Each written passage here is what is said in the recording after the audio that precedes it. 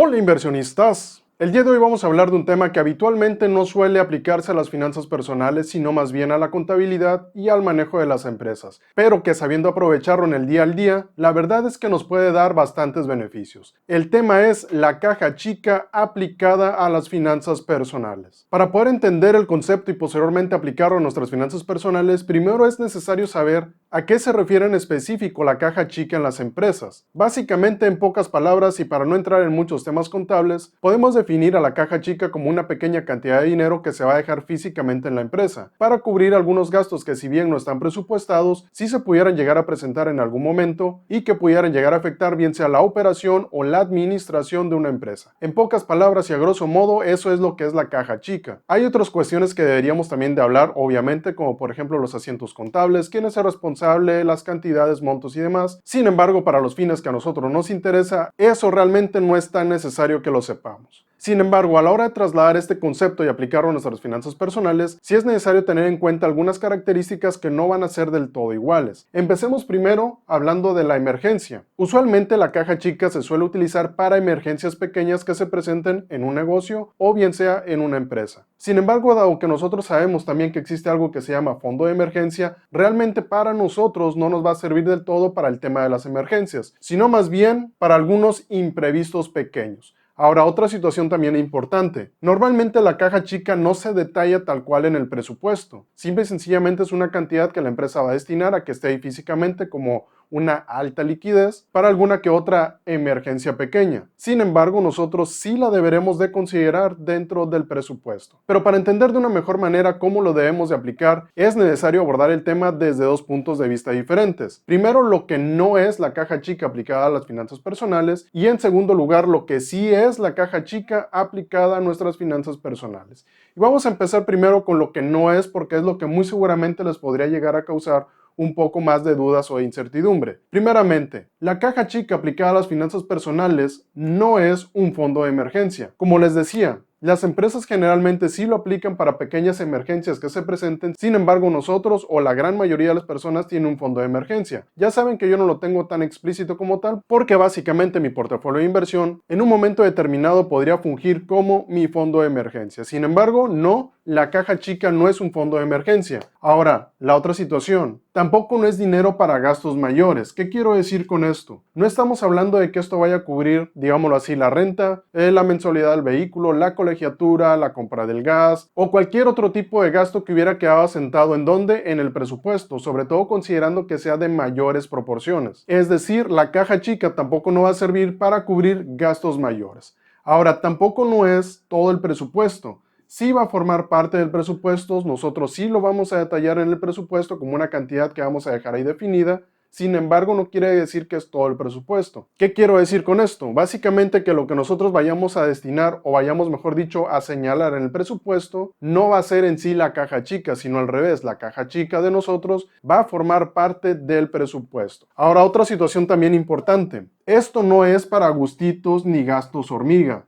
Es decir, no se trata de dejar ese dinero y decir, se me antojó un refresco y unas papitas, voy a ir a comprarlas y lo voy a tomar de la caja chica. Tampoco no se trata de que alguna gusguería, alguna salidita, alguna ida al cine y demás, definitivamente no. Ese tipo de gastos que si bien no los debemos de quitar del todo, sí los debemos de dejar señalados, obviamente con una cantidad que no sea muy exagerada, en el presupuesto. Es decir, la caja chica no sirve para ese tipo de gastos hormiga ni gustitos que la verdad a veces nos quitan más de lo que pensamos. Ahora, tampoco no va a ser para cubrir emergencias, que si por alguna situación algún familiar tuvo una emergencia médica, obviamente eso no es para cubrirlo. Pueden tomarlo de ahí si es que así lo necesitan o si necesitan cubrir alguna otra situación, tal vez algún medicamento, tal vez para pagar a alguien que vaya a inyectar a algún familiar, ese tipo de cosas tal vez sí podría ser. Sin embargo, ya para pagar, por ejemplo, una ambulancia, para pagar tal vez algún estudio de alta especialidad, obviamente tampoco no lo va a cubrir el fondo que vamos a tener, o mejor dicho, no el fondo, sino la caja chica que vamos a tener en casa. Y obviamente también importante, no es para gastarlo todo. No se trata de que si voy a destinar ahí 1,000 pesos al mes o 500 pesos al mes o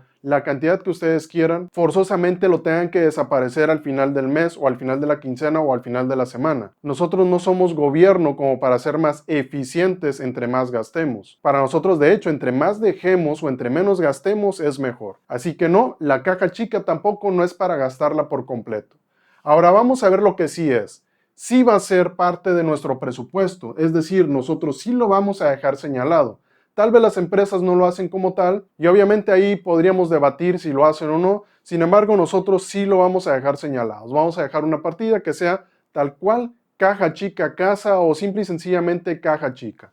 Ahora, otra cuestión. Si es para gastos imprevistos pequeños. ¿Para qué tipo de gastos podrían ser estos? Vamos a poner algunos ejemplos. Tal vez que en la casa falló, por decir algo, no sé, una cerradura y tienen que hablar al herrero porque la llave ya no funcionó, ese tipo de cosas. Eso podría ser un gasto imprevisto pequeño. Tal vez una tubería de la cocina está empezando a gotear y no la pueden parar de alguna forma y tienen que hablar a un plomero. También podría servir o podría llegar a servir para ese tipo de gastos. Que no calcularon bien y ahora tienen que comprar más agua para beber, que ya subieron más las tortillas y no les alcanzó para completar la semana o algo así, obviamente también podrían ocuparlo para ese tipo de gastos pequeños, para imprevistos pequeños. Obviamente no van a ser emergencias y tampoco no van a ser tal cual para gustitos, pero ese tipo de gastos imprevistos pequeños, vaya que sí nos va a ayudar esa caja chica que tengamos en casa. Ahora, algunas situaciones importantes. Yo les recomendaría que lo dejen señalado de forma semanal. Es muchísimo más fácil controlarlo de esa manera. Ya si lo hacen de forma quincenal o mensual, en ocasiones solemos usarlo, de hecho a mí también me llegó a pasar, ya con otros fines que no son los adecuados. Ahora, otra situación también. Si ya tomaron dinero de ahí, repónganlo o rellénenlo. ¿Qué quiero decir con esto? Si por alguna situación tal vez lo tuvieron que tomar para, no sé, ir a la carnicería y comprar un kilo de carne. Bien, realmente no es un gasto imprevisto pequeño porque eso va a estar descrito directamente desde el presupuesto, así que inmediatamente que ustedes detecten que se tomó para eso, pues simple y sencillamente hay que reembolsarlo. Y la otra situación, vamos a suponer que ustedes dicen, bueno, yo voy a dejar 700 pesos a la semana por decir algo.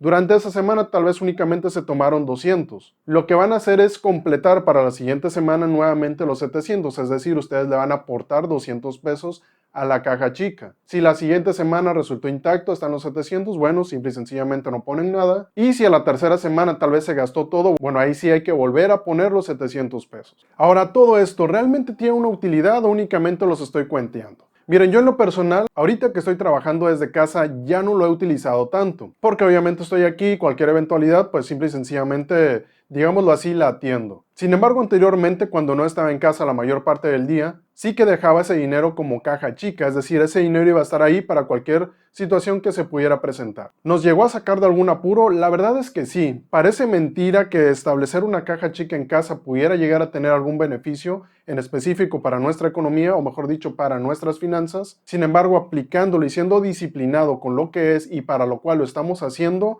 créanme que sí le van a ver un beneficio sustancial. Tal vez no todas las semanas, tal vez no todos los días ni todos los meses, pero habrá ocasiones que muy seguramente dirán, qué bueno que tengo mi caja chica en casa. Ya saben, cualquier duda que tengan la pueden dejar aquí abajo en los comentarios y no se vayan sin antes dar like, compartir, suscribirse y activar la campanita para que no se pierdan ninguno de los videos que subo al canal. Eso es todo por ahora. Gracias por ver.